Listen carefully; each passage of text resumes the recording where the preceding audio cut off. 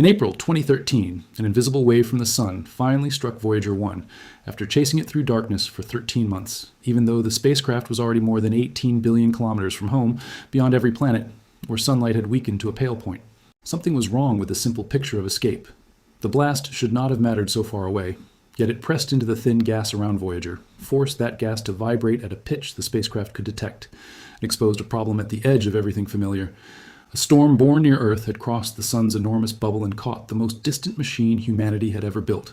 That alone was astonishing, but the sound carried a deeper message.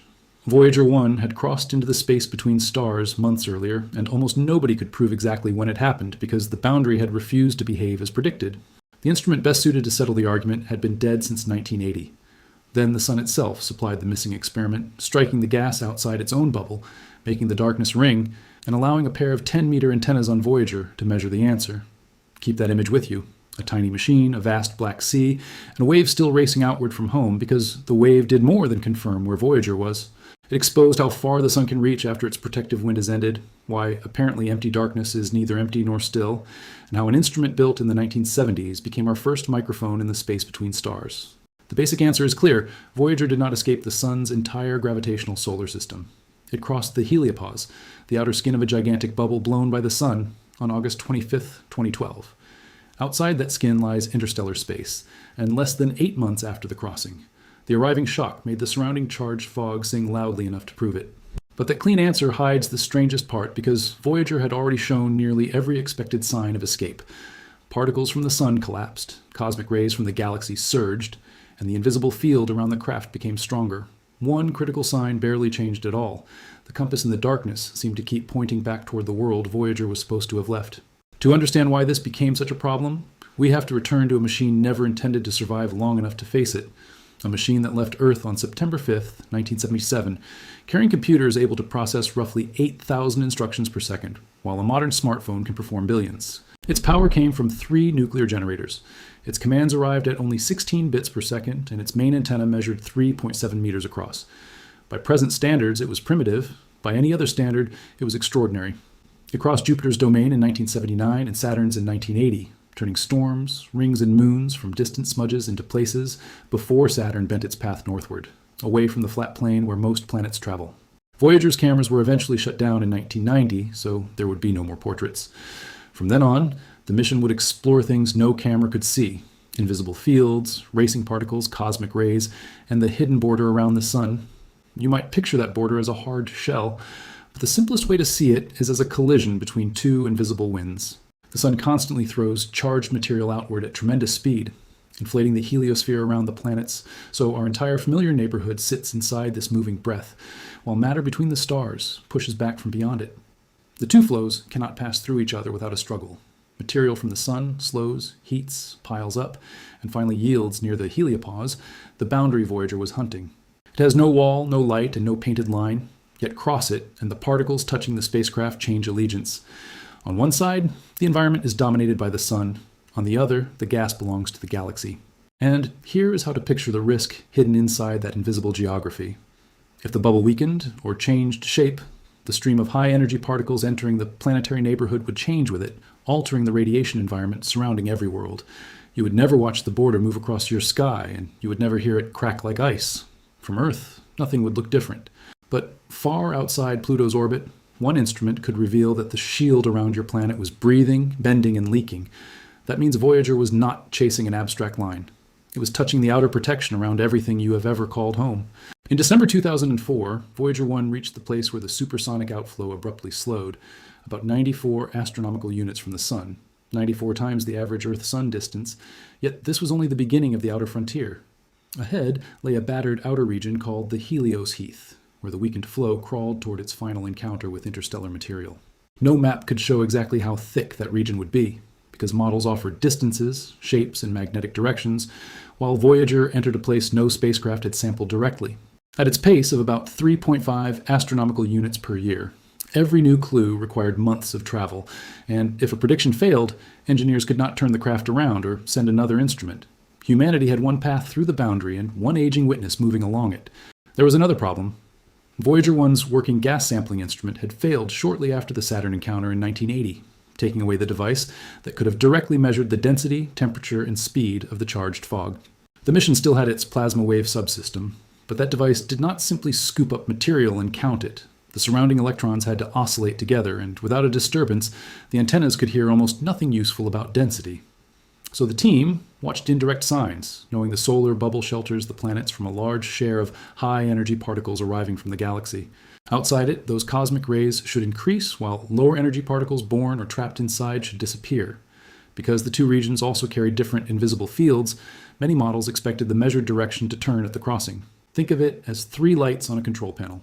One would go dark as solar particles vanished, a second would blaze as galactic particles rushed in, and a third should swing toward a new magnetic heading. If all 3 changed together, the message would be unmistakable. Voyager would have crossed the threshold. In May 2012, the first light began to flicker as galactic cosmic rays made a significant jump while some particles from inside dipped. Then, on July 28th, the change accelerated. For 5 days, the measurements looked like a preview of interstellar space. As though Voyager had brushed the edge, and then the values returned to their earlier levels, the boundary was moving, rippling, or more complicated than the simple diagrams. Voyager pressed on. On August 25th, 2012, the particles changed again, and this time they did not return. Lower energy particles from inside the bubble drained away, with some falling by more than a factor of 1,000 compared with their 2004 levels. Galactic cosmic rays rose to the highest intensities Voyager had recorded across its entire 35-year journey, so 2 lights on that imaginary panel had changed exactly as expected. You would expect the third to follow. It did not. The field strength jumped by about 60%, but its direction shifted by less than 2 degrees, nothing like the sharp turn many models had predicted. The reading suggested Voyager might still be connected to the Sun's domain, trapped in a strange transition zone where solar particles had escaped and galactic particles had entered while the field retained its familiar alignment. For months, the most famous boundary crossing in space exploration existed in a scientific fog. Had Voyager entered interstellar space, or had it only reached a hidden corridor at the edge? The particle evidence said one thing, the compass appeared to say another, and the machine that could have sampled the gas directly had been silent for 32 years. Now put yourself beside that disagreement without imagining invented drama in a control room. You have a spacecraft farther away than any previous machine, measurements that look historic, and one stubborn reading that refuses to fit the expected map. If you announce the crossing too early, you risk turning a transition zone into a false milestone. But if you wait too long, you may overlook the first human-made passage into interstellar space. There was one problem no meeting could solve. Only the environment beside Voyager could provide the missing clue, and nobody knew whether that clue would arrive before the aging spacecraft lost another irreplaceable sense. That should have stopped the story. Instead, the answer was already on its way. On March 17, 2012, months before Voyager's permanent particle change, the sun erupted, and a series of powerful storms hurled clouds of magnetized material outward. Near Earth, such events can brighten auroras, disturb satellites, and disrupt electrical systems. Far beyond the planets, merged waves of pressure kept traveling through the outer bubble, slower than light but relentless. Voyager could cover roughly 520 million kilometers in a year, but the disturbance from the sun crossed vastly more, following the spacecraft into a region where the star itself looked like an unusually bright point. The chase lasted about 13 months. Then, on April 9th, 2013, Voyager's plasma wave subsystem detected an oscillation near 2.6 kilohertz. That number sounds technical until you understand what it meant, because charged gas has a natural electrical rhythm linked to the number of free electrons around it, and denser gas oscillates at a higher frequency. Put simply, the solar shock supplied the hammer while the local material supplied the pitch, allowing the team to calculate the density of what was actually touching Voyager, and it was far too dense to be the outer solar wind. The reading corresponded to about 0.48 electrons per cubic centimeter, close to the density expected between the stars, and more than 40 times the value measured by Voyager 2 in the heliosheath. The machine did not need its failed detector after all, because space had become the detector. The solar wave had struck it like a hammer, and Voyager's long antennas had listened to the result.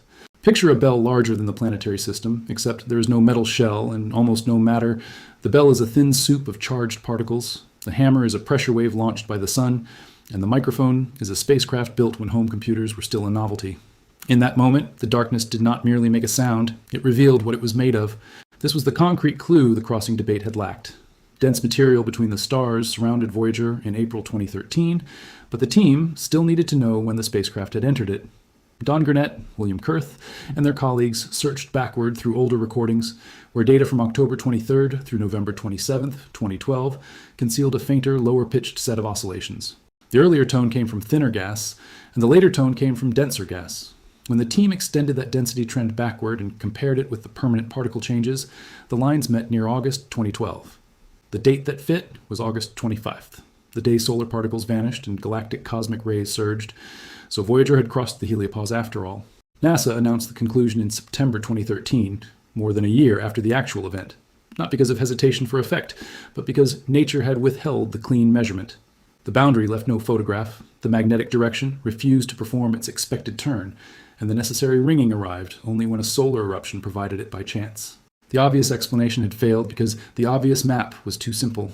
Voyager really was surrounded by interstellar material, yet the field just outside the heliopause remained aligned close to its previous direction. That did not make the crossing false, but it did mean the field around the boundary could be draped and distorted by the bubble's shape, in ways earlier expectations had not captured. The frontier was not a clean seam between two perfectly separated fabrics. It was a contact zone, carrying the memory of both sides. Now the title changes, meaning because the sun did not catch Voyager by pulling it back inside. The spacecraft kept moving outward at about 17 kilometers per second. What caught it was a disturbance, pressure and magnetic structure born in a solar eruption, transmitted through the sun's bubble and driven into the charged gas beyond the heliopause. Voyager had escaped the solar wind. It had not escaped solar weather, and that is far more unsettling. Cross the boundary and the sun no longer dominates the surrounding plasma. Yet an eruption near the star can still send a shock into that new medium more than a year later. The blast compresses electrons, shifts cosmic rays, and makes interstellar gas resonate.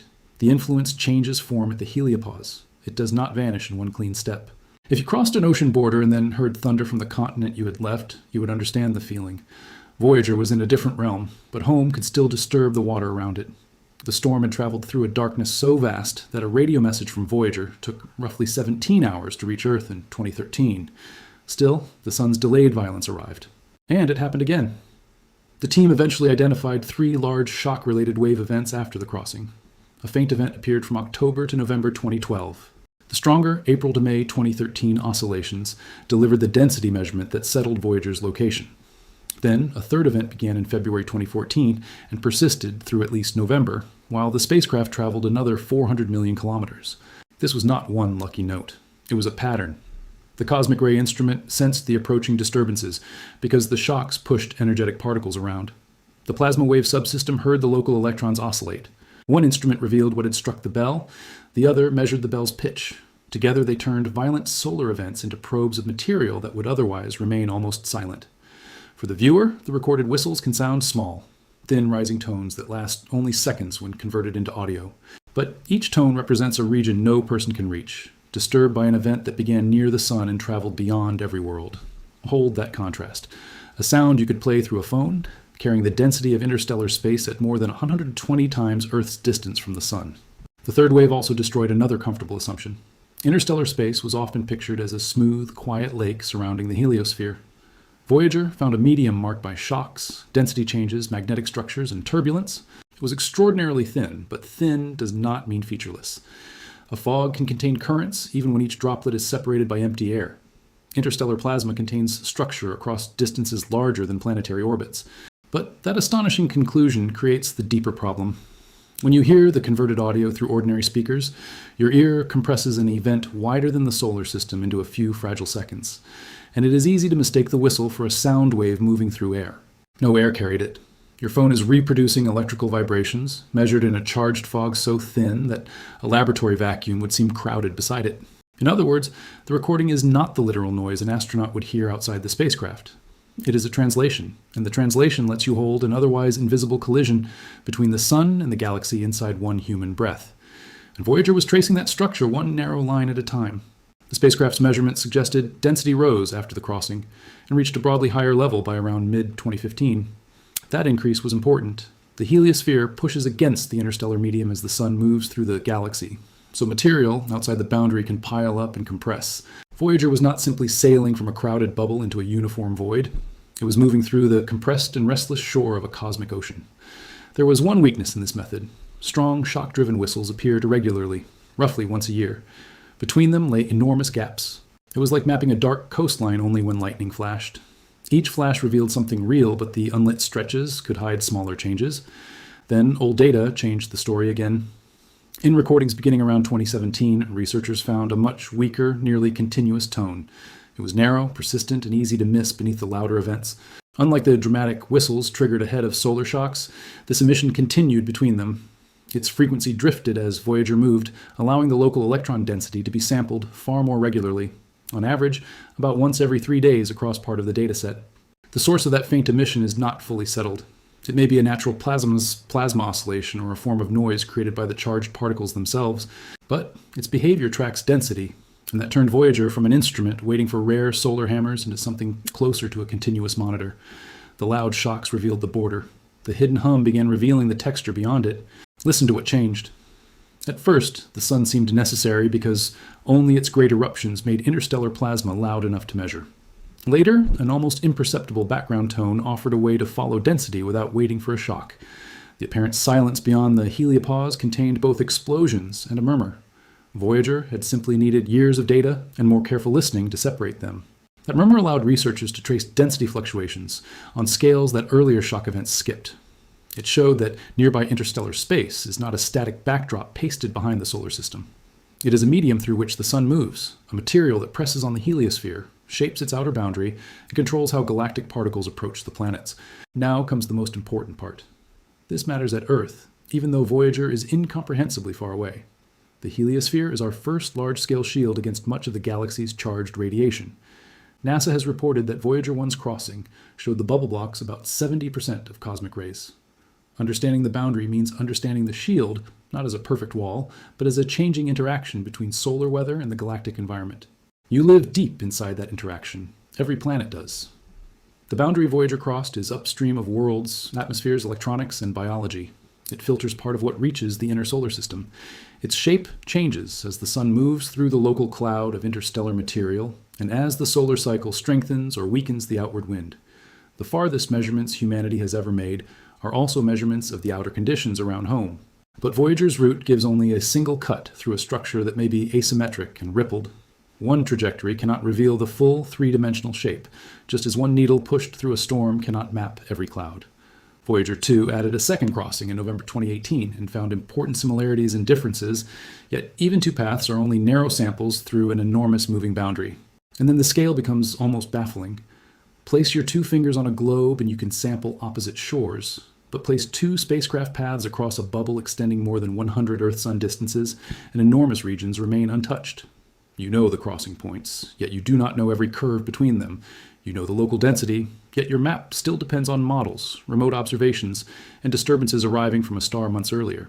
Because no probe can race sideways around this boundary, every new answer carries the cost of a journey measured in decades. There is no second chance to choose a better route after the hidden structure reveals itself. That leaves a mystery larger than the original argument. We know Voyager 1 crossed the heliopause on August 25, 2012. We know solar disturbances made the interstellar plasma around it oscillate. We know the local density rose sharply beyond the boundary, and we know a persistent tone later exposed smaller variations. What remains uncertain is how all those local features fit into the full shape and behavior of the heliosphere as it moves through the galaxy. The next decisive view will require more than another point along Voyager's same path. It will require future missions, remote maps, and models tested against both Voyager crossings. Scientists need to connect the tiny vibrations heard beside one spacecraft with the vast boundary surrounding every planet.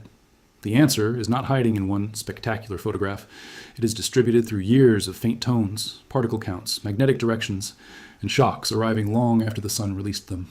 And time is now the pressure Voyager cannot outrun. Each spacecraft loses about 4 watts of electrical power every year as its radioisotope generators decay. Instruments and heaters have been shut down one by one to keep the remaining mission alive. Voyager 1's cameras have been off since February 14, 1990. Its original plasma science instrument has been inactive since 2007 after decades of degraded performance. The cosmic ray subsystem was turned off on February 25, 2025, and the low-energy charged particle instrument followed on April 17, 2026. The machine that once carried a full planetary observatory is narrowing toward its final senses. Yet, as of July 2026, the plasma wave subsystem remains on. The 2 long antennas that heard the 2013 ringing are still part of the surviving science mission, along with the magnetometer. That fact gives the old solar shock a new emotional weight. The sound that proved Voyager had crossed the heliopause was not merely one historic result. It revealed why this aging instrument was worth preserving while power disappeared elsewhere. If you had to choose which senses a 48-year-old spacecraft should keep, knowing every additional year costs capability that can never be restored, the decision would feel brutally simple and impossibly hard. There is no repair crew beyond the heliopause. No replacement can arrive in time. Every switch turned off buys electricity for the measurements that remain, and every saved watt postpones a different silence. Voyager is also approaching a distance no human-made object has reached before. On November 18, 2026, NASA projects that Voyager 1 will be 1 light day from Earth, about 25.9 billion kilometers. A command sent that day will need 24 hours to arrive.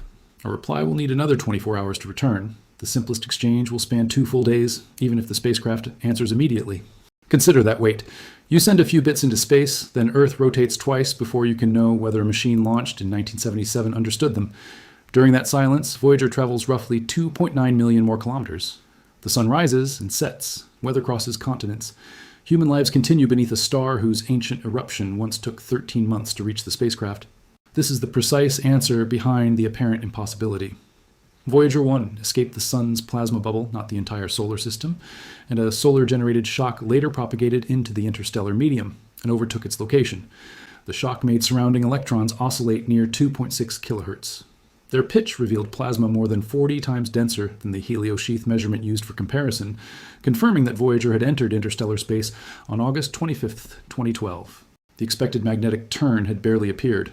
The density measurement settled the dispute, and what the shock revealed was larger than a date on a mission timeline. The boundary around the sun is not a door that closes behind a departing spacecraft. It is a living collision between a star and the galaxy, a region where particles escape. Cosmic rays enter, magnetic fields drape around a moving bubble, and eruptions from home continue to beat against interstellar gas. The data show the crossing, the shocks, the density, and the persistent tone. The leading interpretations explain the ringing as plasma oscillations excited by outward moving solar disturbances, and the weaker hum as a density tracking emission in the local interstellar medium. The unresolved frontier is the full origin of that faint hum, and the larger structure it is tracing. Future observations must connect one thin path to the whole invisible shore. Return now to April 9, 2013. Voyager hangs in darkness, too distant to photograph anything useful, its strongest planetary adventures already 3 decades behind it. A pressure wave arrives from the direction of a sun that looks almost lost among the stars. The gas around the spacecraft vibrates. 2 antennas receive the motion. 17 hours later, the evidence begins its journey home. No explosion is visible. No border flashes beneath the spacecraft. No human witness stands beside it. Only a tone crosses the darkness. And inside that tone is the location of our farthest explorer, the density of the space between stars, the reach of a storm born near home, and the first direct proof that something made on Earth had entered a realm no machine had touched before. Voyager escaped the bubble. The sun still found it. For one extraordinary moment, the galaxy rang, and we were listening. If this journey changed the way you picture the edge of our solar system, subscribe and join us for the next signal from the darkness. The universe rarely gives up its boundaries cleanly. Sometimes it makes us wait 13 months for a single note.